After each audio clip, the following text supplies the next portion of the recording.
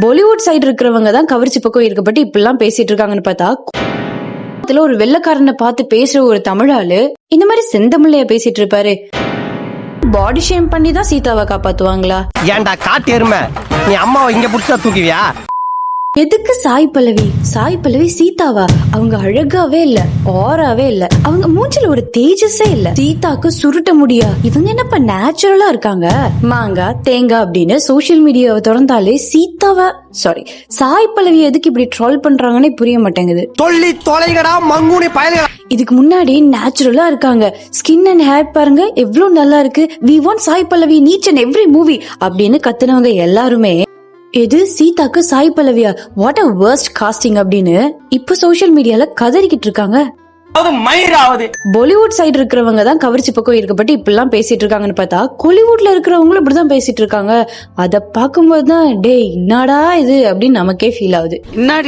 இல்ல நான் தெரியாம தான் கேக்குறேன், ராமாயணத்துல இருந்த சீதாவை யாராவது நேரடியா பாத்திருக்காங்களா? இப்ப பேசுற எல்லாரும் காமெண்ட் பண்ற யாராவது சீதாவை நேர்ல பாத்திருக்காங்களா? சீதா எக்ஸாக்டா இந்த கலர் தான் இருப்பாங்க, அவங்களுடைய ஸ்கின் டெக்ஸ்சர் இப்படிதான் இருக்கும், அவங்க அந்த காலத்திலேயே ஹேர் ஸ்ட்ரைட்னிங் எல்லாம் பண்ணி ஸ்ட்ரெயிட் ஹேர்ல தான் இருந்தாங்க. இப்படி யாராச்சும் நேர்ல பாத்திருக்காங்களா? சீதாவே நேர்ல பார்த்ததில்ல. சீதா எப்படி இருப்பாங்கன்னு யாருக்குமே ஐடியா இல்ல. அப்புறம் எதுக்கு இந்த குமுறல்?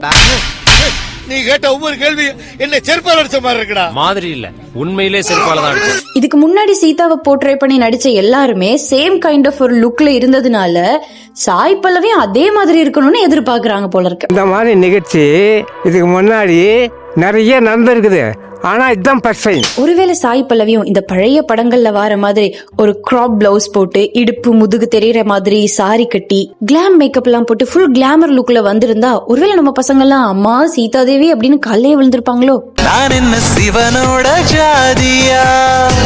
ஆக்சுவலி சீதா அவர்களை தெய்வமா பாக்குறோம், அவங்களோட லுக்கை யாரும் தப்பா போர்ட்ரே பண்ணிட கூடாதுங்கிறதுக்காக இப்படி எல்லாம் பேசிட்டு இருக்கோம் அப்படின்னு சொல்றவங்க கூட ஒரு பொண்ணு பாடி ஷேம் பண்ணி தான் சீதாவை காப்பாத்துவாங்களா? ஏன்டா காட்டு எருமை, நீ அம்மாவை இங்க புடிச்சா தூக்குவியா? நீ அம்மாவை காப்பாத்த வேணாம், நாங்களே காப்பாத்துறோம். கடவுளை காப்பாத்தணுங்கிறதுல இவங்களோட நோக்கம் கிடையாது. இவங்க எதிர்பார்த்த லுக்கு ஸ்கிரீன்ல வரல, அதனால பொழக்கணும் அப்படின்ட்டு பொழந்துட்டு கிடக்காங்க. சொல்ல முடியாது சீதா தேவியே இந்த லுக்ல வந்திருந்தாலோ அவங்களையும் பாடி ஷேம் பண்ணி இதே மாதிரி போஸ்ட் மீம்ஸ் எல்லாம் போட்டு கிண்டல் பண்ணிருக்க வாய்ப்பு இருக்கு. எவ்வளவு கேவலமான பிறவிங்க இல்ல நம்ம.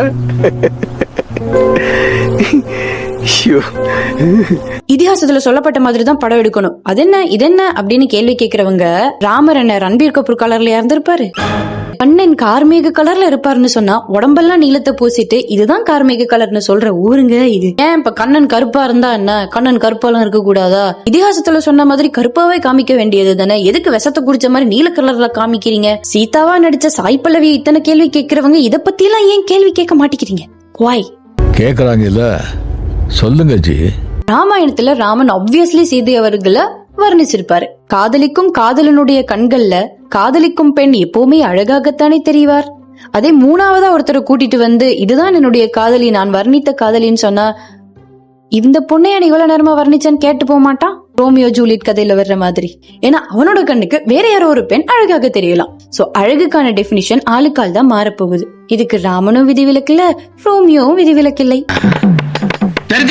சிவாஜி அவர்கள் வீரபாண்டிய கட்டபொம்மன் கதாபாத்திரம் பண்ணதுக்கு அப்புறமா அவர் பார்க்க இப்படிதான் இருப்பாரு, பேசினா இப்படிதான் பேசுவாருன்னு நம்புற கூட்டம் இன்னமும் இருக்கதான் செய்து நாமளும் பாத்திருப்போம். சும்மா யோசிச்சு பாருங்க, கோவத்துல ஒரு வெள்ளக்காரனை பார்த்து பேசுற ஒரு தமிழாளு இந்த மாதிரி செந்தமிழ்லையா பேசிட்டு இருப்பாரு. அவர் பேசுற செந்தமிழ் எந்த மாதிரி இருந்திருக்கும்னு சும்மா இமேஜின் பண்ணி பாருங்க. Veerapandiya Kattabomman southern part of இந்தியால வசிச்சவர்னு சொல்லப்படுது. ஒருவேளை அவர் சுத்தி இருந்த மக்கள் எல்லாமே சென்னை தமிழ் பேசுறவங்களா இருந்தா அவரும் சென்னை தமிழ் தானே பேசியிருப்பாரு. அப்படி அந்த சென்னை தமிழ்ல அவர் வந்து வெள்ளக்காரன் கிட்ட சண்டை போட்டுருந்தா எப்படி பேசியிருப்பாரா இருக்கும்? யாராண்ட கேக்குற வரை காமுனாட்டி அப்படின்னு தானே பேசியிருப்பாரா இருக்கும். இதுவே அவர் சுத்தி இருந்த எல்லாரும் கொங்கு தமிழ் பேசுறவங்களா இருந்தா அப்ப எப்படி பேசியிருப்பாரு? ஆக்சுவலி எனக்கு கொங்கு தமிழ் தெரியாது, தெரிஞ்சவங்க யாராவது இருந்தா சொல்லுங்க. ஜீசஸ் இப்படிதான் இருப்பாரு அப்படின்னு யாரோ ஒருத்தர் வரைஞ்சோ இல்லாட்டி ஏதோ ஒரு விதத்துல அவருடைய கற்பனையை வெளிக்காட்டிட்டாரு. இன்னைக்கு வரைக்கும் ஜீசஸ் அப்படிதான் இருந்திருப்பாரு, இதுதான் அவருடைய உண்மையான உருவம்னு உலகம் நம்பிக்கிட்டு இருக்கு.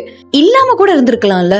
சொல்ற எந்த இதிகாசங்களையோ இல்லாட்டி இதிகாசங்கள்ல வந்தவங்களையோ இல்லாட்டி எந்த கடவுளையோ மதத்தையோ தப்பா பேசணுங்கிறது நம்ம யாரோட நோக்கமும் கிடையாது. வரலாறு பத்தி பேசுறதுக்கு நிறைய ரிசர்ச் தேவை, நிறைய ஆதாரங்கள் தேவை. நான் என்ன சொல்ல வரேன்னா, எதுக்காக ஒரு டிரெக்டருடைய ஒரு காஸ்டிங்க, அவருடைய கற்பனைய, அவருடைய ஒரு கிரியேட்டிவிட்டியை இந்த அளவுக்கு கொச்சப்படுத்தணும்? ஒரு டிரெக்டர் அவர் எடுத்து பண்ற அந்த கதையினுடைய ஒரு கதாபாத்திரம் இப்படிதான் இருக்கும் அப்படின்னு நம்புறாருன்னா அது எதுக்கு பாடி ஷேம் பண்ணி அசிங்கப்படுத்தணும்? கடவுள் யாருன்னு யார் பார்த்தா அத கண்ணில் காட்டுது இந்த சினிமாதான்.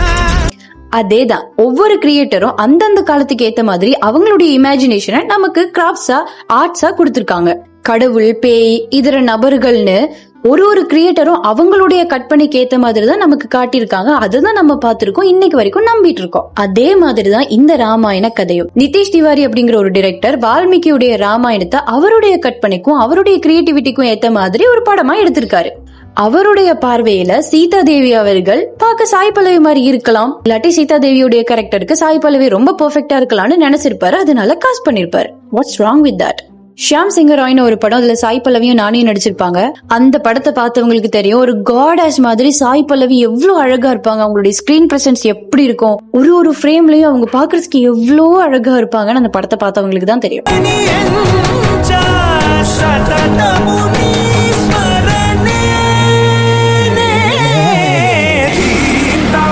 கவர்ச்சியா பார்த்து பழகினவங்களுக்கு, வல்கரிட்டியை தேடுறவங்களுக்கு சீதாதேவியா நடிக்கிற சாய் பல்லவிய பார்த்தா அசிங்கமா தான் தெரியும். அவன் எதிர்பார்த்த இடங்கள் உடம்புல தெரியல அப்படின்னா பாடி ஷேம் பண்ணதானே செய்வான். திருந்த மாட்டேன்ல, வருந்த மாட்டேன்ல. சீதாவை பார்க்க இவங்க அழகா இல்ல, ஓரா இல்ல, தேஜஸ் இல்ல, அது இதுன்னு எத்தனை மீம்ஸ், எத்தனை ட்ரால்ஸ். சில மீம்ஸ் அண்ட் போஸ்ட் வந்து என்னோட டீம் எனக்கு அனுப்பியிருக்காங்க, அதை நம்ம வந்து பார்க்கலாம். ஒருத்தருங்களுடைய குமுறல் எப்படி இருக்குன்னு மட்டும் பாருங்க. சமகால பாலிவுட் நடிகைகளில் சீதை பாத்திரத்துக்கு பொருத்தமான அழகிகள் என சில பேர் இருக்கிறார்கள். யாரு? யாமி கௌதம், கியாரா அத்வானி, ஸ்ரத்தா கபூர். சீதையின் தேஜஸுக்கு நியாயம் செய்திருக்க கூடியவங்க இவங்க தானா. இவருடைய தேர்வு வந்து கியாராவாக இருந்திருக்குமா? இப்ப புரியுதா இவங்க எல்லாம் என்ன எதிர்பார்க்கறாங்கன்னு? தெரியல. சாய் பல்லவியோட போட்டோ போட்டு கேப்ஷன்ல பன்றியோட ஒரு முகத்தை போட்டிருக்காங்க. ஆக்சுவலி இவங்க எல்லாம் வந்து எனக்கு ஏதோ திட்டணும் போல இருக்கு, திட்டக்கூடாதுன்னு பாக்குறேன். நல்லா வருது வேணான்னு பாக்குறேன். உன் மூஞ்ச போய் கண்ணாடியில முதல்ல பாரு அப்படின்னு தான் இவங்களெல்லாம் பார்த்து சொல்ல தோணுது. ஆப்வியஸ்லி அவங்க பார்க்க அழகா தான் இருக்காங்க. பட் சாய் பல்லவியை விட இவங்க அழகா இருக்காங்க, இல்லாட்டி இவங்களை விட சாய் பல்லவி அழகுல குறைவா இருக்காங்கன்னு எதை வச்சு மெஷர் பண்றாங்கன்னு எனக்கு புரியல. என்னங்க எனக்கு ஒண்ணுமே புரியல. அதுதானப்பா எனக்கும் புரியல. சீதாஜி didn't have curly hair. இவங்க வந்து இதுக்கு முன்னாடி ஏதோ ஒரு இதுல சீதாவாக நடிச்சிருக்காங்கன்னு நினைக்கிறேன். இது என்ன சீதா சுருள் முடியோட இருக்காங்க அப்படின்னு இவங்க வந்து ஒரு இடத்துல பேசியிருக்காங்க.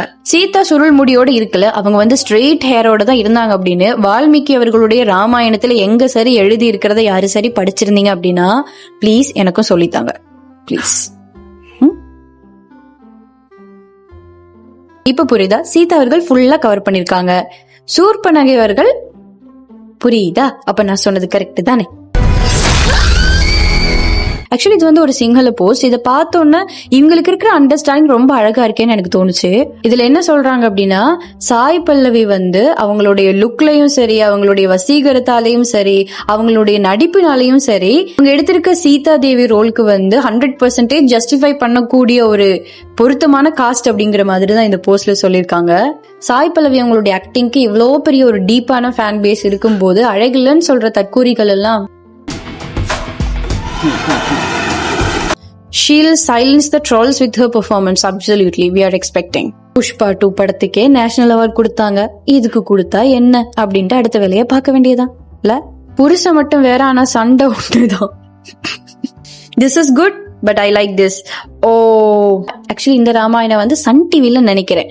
சன் டிவில போனது ஸ்ரீலங்கால சக்தி டிவி அப்படின்னு ஒண்ணு இருக்கு. அதுல வந்து சாட்டர்டே சண்டேல 1 hour போடுவாங்க.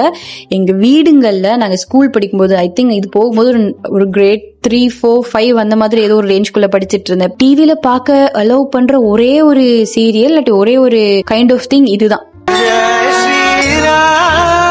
இந்த சத்தம் கேட்கும்போது வீட்டு ஹால்ல போய் உட்காந்து சமணங்கால் போட்டு இதை பார்க்க கிடைக்கிற அந்த ஒரு அனுபவமே வந்து ரொம்ப நல்லா இருக்கும்.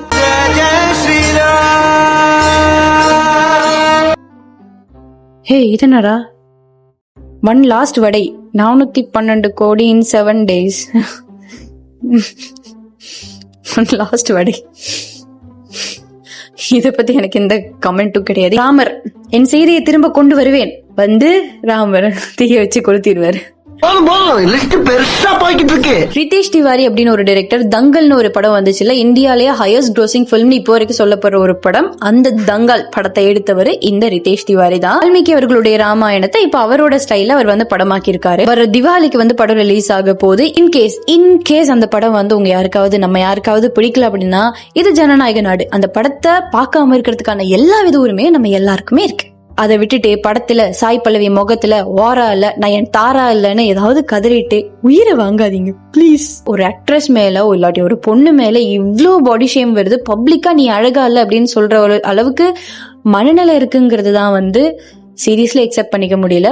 But anyway, hopefully Sai Pallavi இதை நினைச்சு வருத்தப்பட மாட்டாங்கன்னு நினைக்கிறேன். இந்த எல்லா ட்ரோல்ஸ்க்குமே வந்து ராமாயணால ஒரு நல்ல பெர்ஃபார்மன்ஸை கொடுத்து பதில் சொல்லுவாங்க அப்படின்னு எதிர்பார்ப்போம். அவ்வளவுதான். Do like, share and subscribe to our channel. இதே மாதிரி வீடியோஸ் பார்க்கணும் அப்படின்னா சப்ஸ்கிரைப் பண்ணுங்க. பாய்.